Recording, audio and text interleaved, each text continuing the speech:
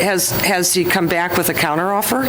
No, he hasn't. We got the appraisal done so we could give a good faith offer to both properties, and that's why we're making that offer based upon these appraisals that were done. Okay, once again, this is a case where we have a utility line already through the property. It's already there, and all we're doing is making some expansions to it. City, for whatever reason, 20 years ago, didn't record the easement when they first installed the utility line. So it's not like the business owner is being caught off guard. He clearly had noticed that that was an easement area that carried a utility for the city, so.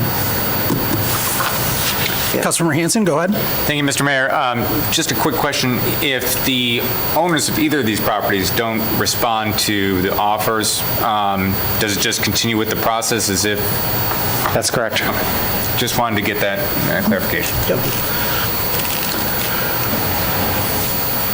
We have a motion and a second. City Clerk Deaton, could you lead us in a roll call vote? Kurzweil? Yes. Mosher? Yes. Hanson? Yes. Kennedy? Yes. Dill? Yes. Felchak? Yes. Thank you. Motion passes. New business number 2 this evening, water and sewer tap-in fees. It's been brought up in the past at city budget and council meetings regarding the guidelines for use of tap-in fees for water and sewer revenues. The prior use of the funds was established by the administrative policy adopted in April of 1989, whereby city council segregated 80% of water and sewer tap fees with a breakdown of 56.25% to sewer capital improvement and 43.75% to water capital improvement. We are currently using those funds for improvements in the water and sewer system. The question moving forward is, should the allocation defined in the original policy still be used, whereby those assets are restricted in their use with the given percentages? Or should the funds be deposited in the water and sewer fund to be used as needed to improve the water and sewer system, combined in one fund with no restrictions on percentages? Another option is, should the funds received from the tap-in fees be allocated using a different percentage or other purposes? We have a copy of the minutes from the April 24th, 1989 City Council meeting, whereby the administrative policy was established. The possible course of action to review the materials and advise staff of whether the city should establish a new policy to restrict the use of water and sewer tap-in fees. I'd be happy to answer any questions that anybody may have regarding this. Councilmember Kivel, go ahead. At the time that this had taken place, we were growing quite large very quickly. So that money ended up building a pretty good bank for what was going to ultimately be the maintenance of those systems. So it made a great deal of sense to allocate that. It was tucked away and was able to be used when things came up. Obviously, we don't have anywhere near that kind of activity, and I'm just, I guess I don't really know what you would do with it that would be more constructive than to maintain the lines that it was actually dedicated to all along. So we're not seeing anywhere near the action for taps that is going to end up having a sustainable long-term solve for that. Seems like whatever monies we got, this would end up being a bolster to that, and it's not enough money to really do anything of any real consequence beyond that. So do you have something in particular that you think would be better use for this fund? Well, it's not really a better use, but my concern is regarding the allocation based upon the certain percentage to the water or to the sewer. Mm-hmm. Our water and sewer funds are not separated. Our water and sewer funds are combined in one fund.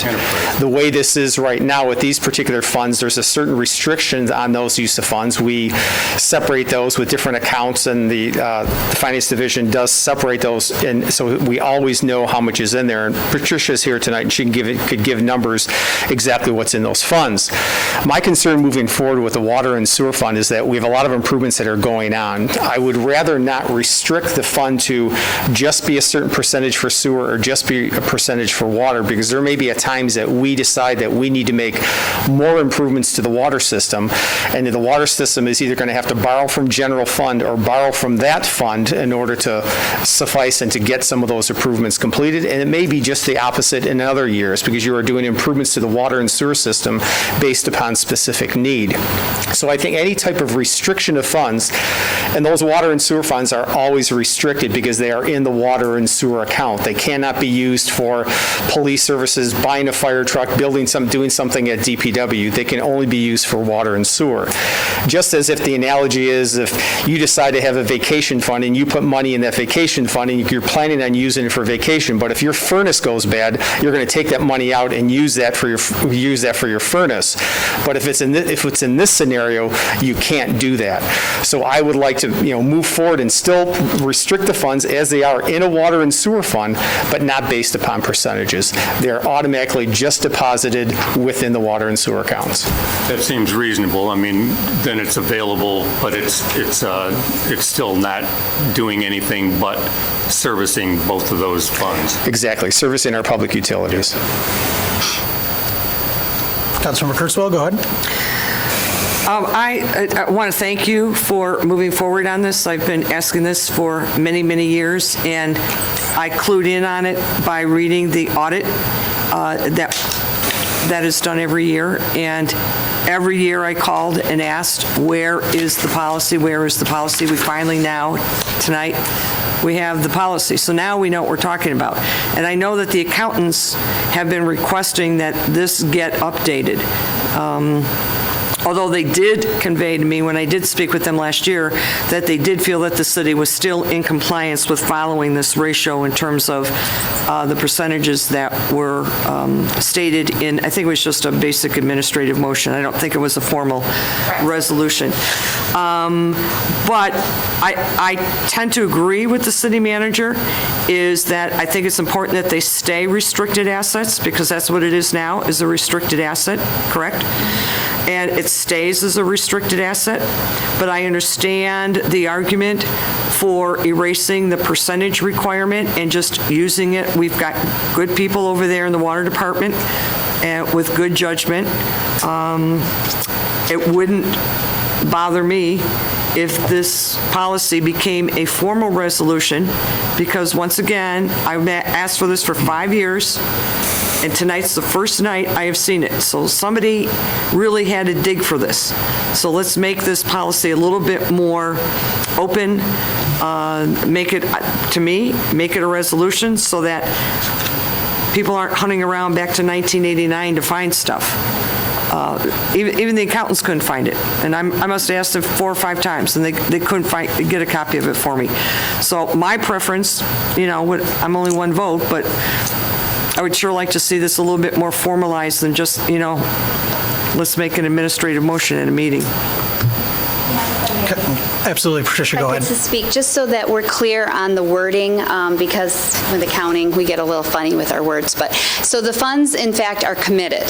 So council has committed them through this policy. They're not restricted. There is a difference with how the finances are presented. But by committing them, they cannot be used for anything other than, as Paul stated, water and sewer public utility needs.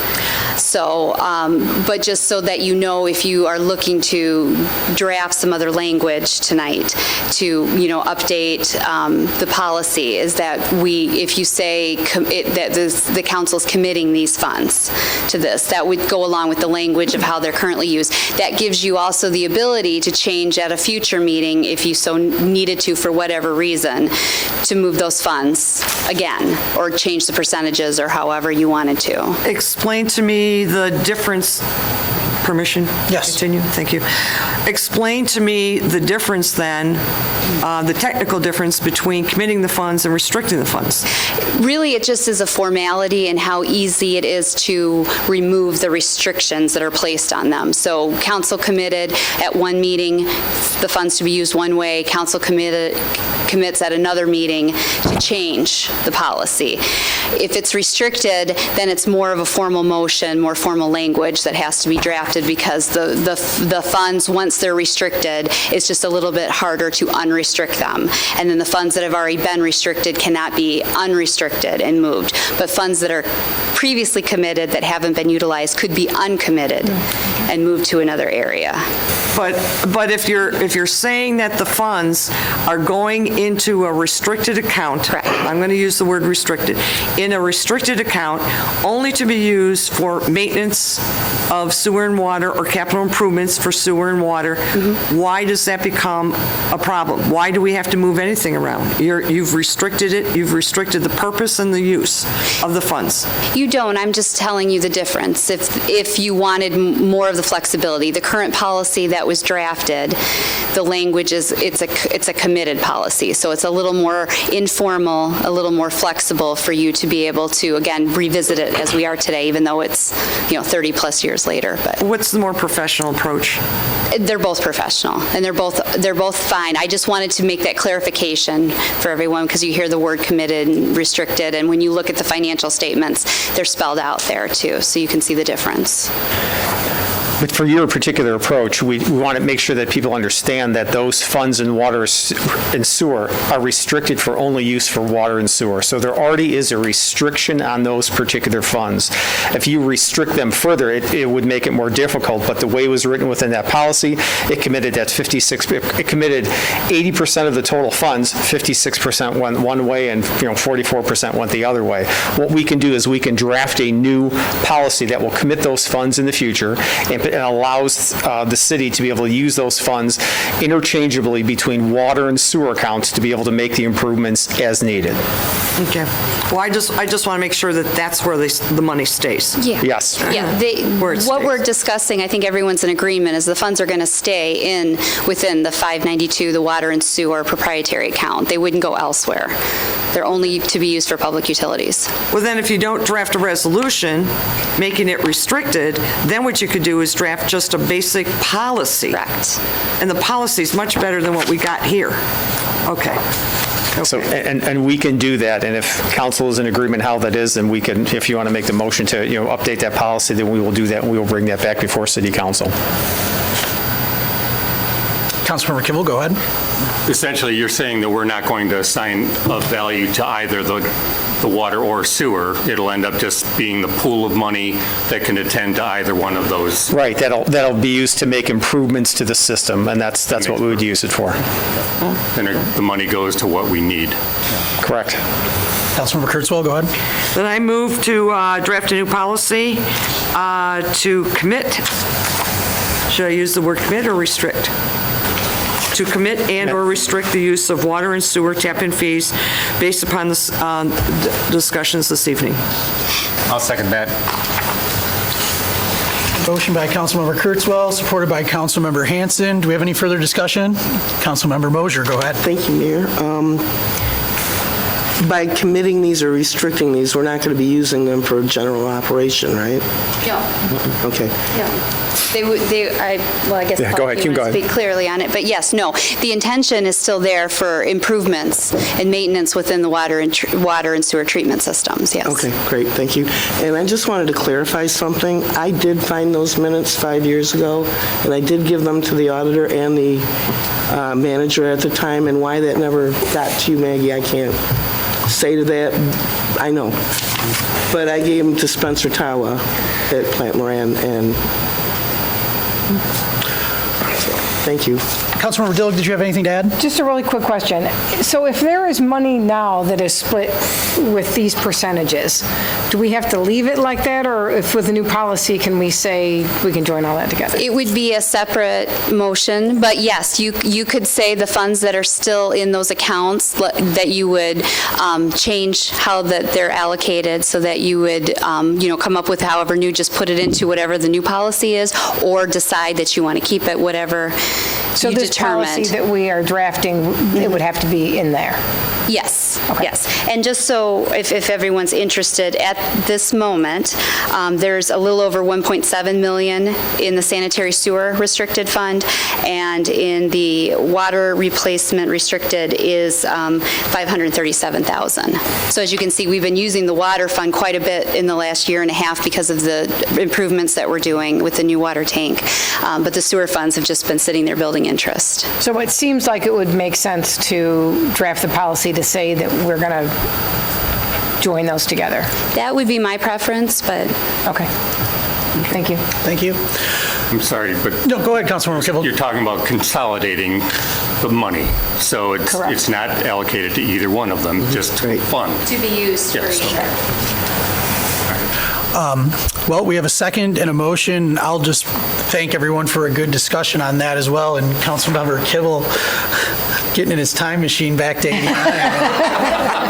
But no, thank you for being able to give us the discussion that went along with that back then. So, City Clerk Deaton, could you please lead us in a roll call vote? Hanson, Yes. Dilg, Yes. Kurzweil, Yes. Mosier, Yes? Kibble, Yes. Kennedy, Yes. Elchak. Yes. Thank you. Thank you. Motion passes. We'll move on to the budget this evening. If anyone has anything on the budget. I do. Councilmember Kurzweil, go ahead. Thank you. Paul, I wanted to let you know, and I wanted to let council members know, I have a tendency to follow the appropriations meetings up in Lansing. They're on tape, so you can watch them. It's a little dry, but, if you kind of like that stuff. And I wanted to let everybody know that House Bill 5054 is moving through. And the Michigan State House Appropriations Chair, Thomas Albert, has sponsored legislation that would provide, I believe it's $1.15 billion in general state fund resources to provide direct assistance to municipalities to help pay down their pension debt. This is incredible. I have been following this for a while. I saw one of the early drafts of this, and it is out now, and it's moving up. So it's a two-part grant program with about $900 million to be utilized for all pensions that are less than 60% funded, and then the balance of the money is going to be used for pensions that are over 60%. There's a lot of criteria in there in terms of things that you have to meet. It's going to be grant-oriented, and it's only one shot. So if anybody has any interest in this at all, please call your state representative, your state senator. It's House Bill 5054, and tell them we need this approved.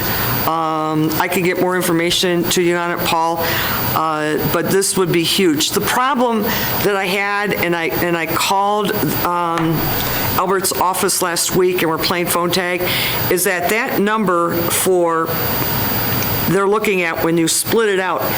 When you think that Grand Rapids is involved, Kalamazoo's involved, Detroit's involved, Flint's involved, what's going to be left over for South Lyon? I mean, that's the argument that I'm making to him, is thank you for taking care of the big cities, but there are smaller cities that have just as much of a problem with these pensions, and we're moving into the budget season now. So just wanted to get that out there for everybody. So call. His name is Thomas Albert. He's sponsoring it. We do have a good rep in our area, Kelly Breen. I'm sure, hopefully, Kelly will be behind it. She sat on City Council out in Novi, so she knows how important this is. So I'm sure she'll be behind it, I'm hoping. And she's a good rep, so this is important. Number again? It's 5054, House Bill. This is huge, huge. It's a one-time grant, so I'll stay on top of it.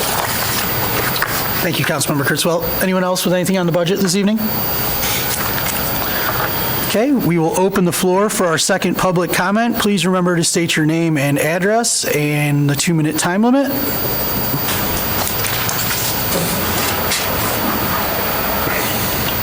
Good evening, Mayor and the board. My name is Kyle Seymour. I live at 3397 Silverstone Drive, Milford, Michigan. I am here on behalf of Senator Runstead. I work in his office. I am the legal intern in his office. It's funny that you mentioned one of the bills. So I'm here to help you guys out with issues with up in Lansing or concerns if you guys need more information, especially when it comes to policies and stuff. So I'm here for the constituents as well as all of you guys, and I'm happy to be here. Thank you. Thank you. Thank you.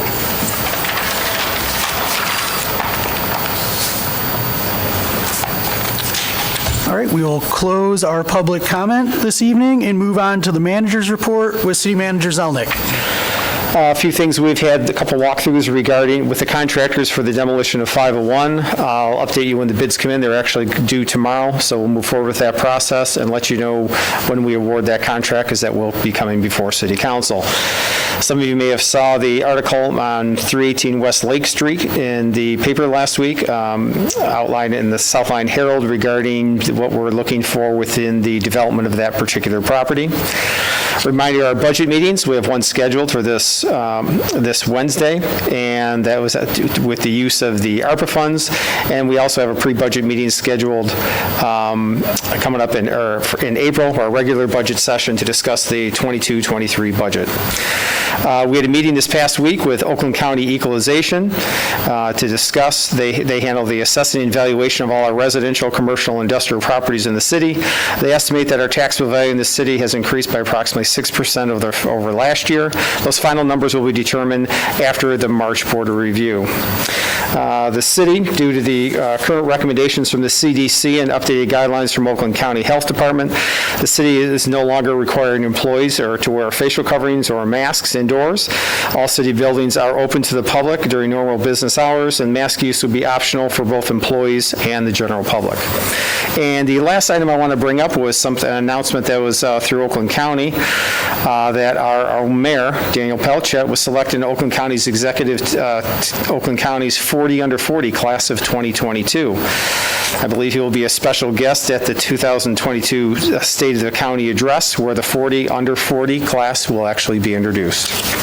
And I'd be happy to answer any questions that anybody may have.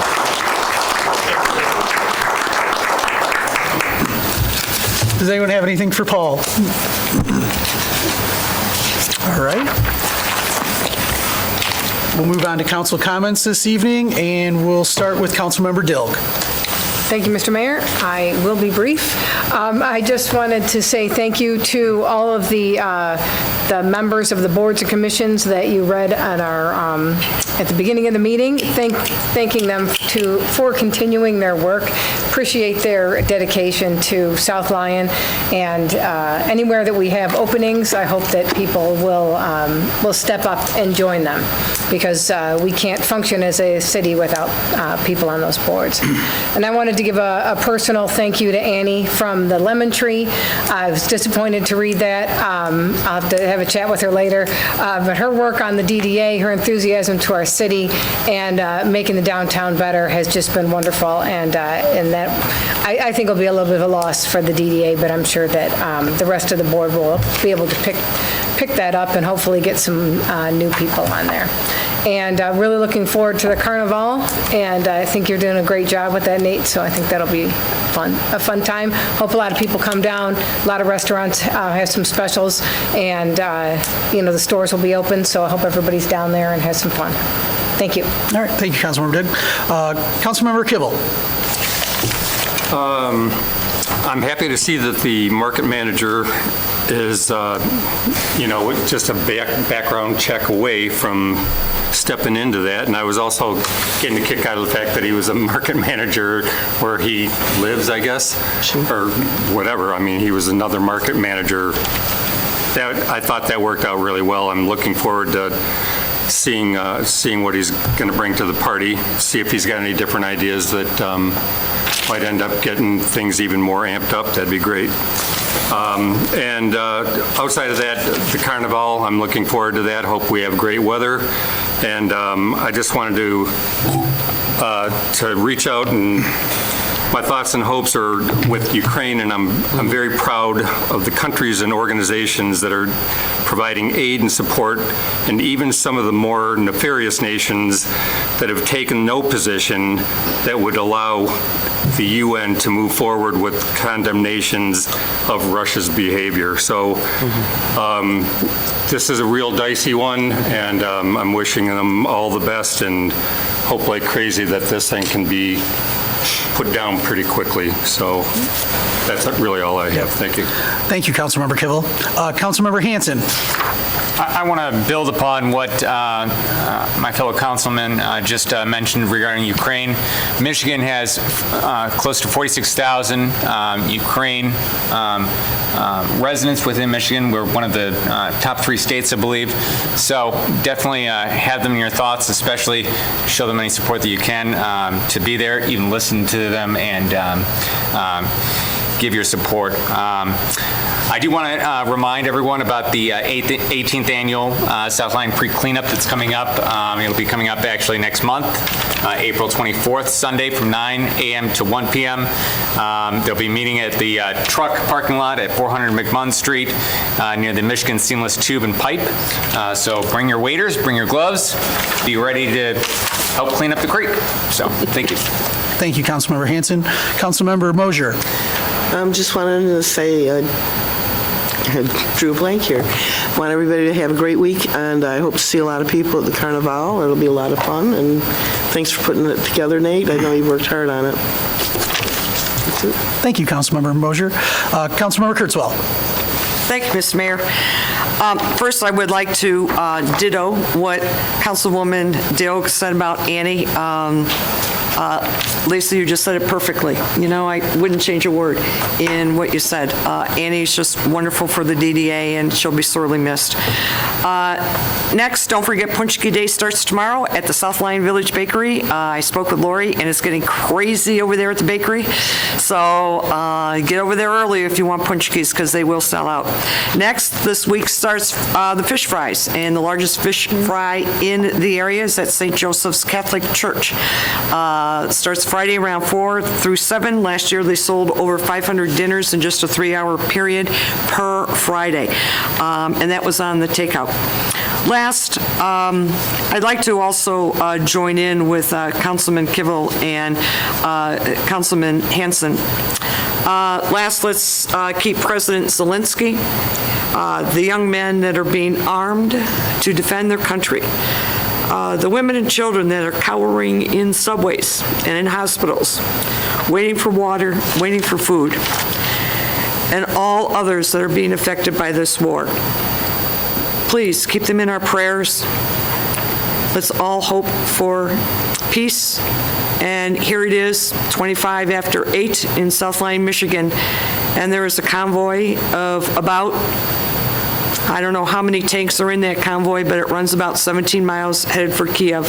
So I'm sure sometime tonight there will be, hopefully, the city will survive and it'll be minimal harm to the residents of Ukraine. God bless Ukraine. God bless the people. God bless America. Thank you, Councilmember Kurtzwell. Councilmember Kennedy. Thank you, Mr. Mayor. Tonight, I want to let folks know that the American Red Cross will be holding a blood drive at the Salem South Lyon District Library on Monday, March 14th from 10 o'clock to 4 p.m. You can sign up at redcrossblood.org/rapid pass to pre-register and save some time with your appointment. Blood supplies are at a critical level, so please consider donating at this upcoming event. And finally, I want to again recognize City Manager Zelnick's efforts at shepherding the process along to secure that easement underneath the railroad tracks and eventually replace this critical piece of infrastructure in our city. Half the population in the city depends on that sewer line working properly, and it's this has been a long time coming. He's persevered to get this thing through. We're getting very close, and I certainly appreciate his efforts. So keep it up, Paul. We're getting there. That's all I have, Mr. Mayor. Thank you, Councilmember Kennedy. I will echo the sentiments on our friends in Ukraine fighting for their freedom. Doesn't get any more real than that. So on a lighter note, we do have a meeting this Wednesday to discuss some budgetary issues and some funds from the government. I'm looking forward to that. And on Friday, I will be doing my annual elementary school tour to see our elementary school students, and we will be talking about all the fun social studies projects that they've been working on, so I'm looking forward to seeing all the kids on Friday. So, and then hopefully we'll see everyone else downtown on Saturday as well. So I'll look for a motion to adjourn. Councilmember Kurtzwell. Move to adjourn? All in favor? Aye. Have a great night, all.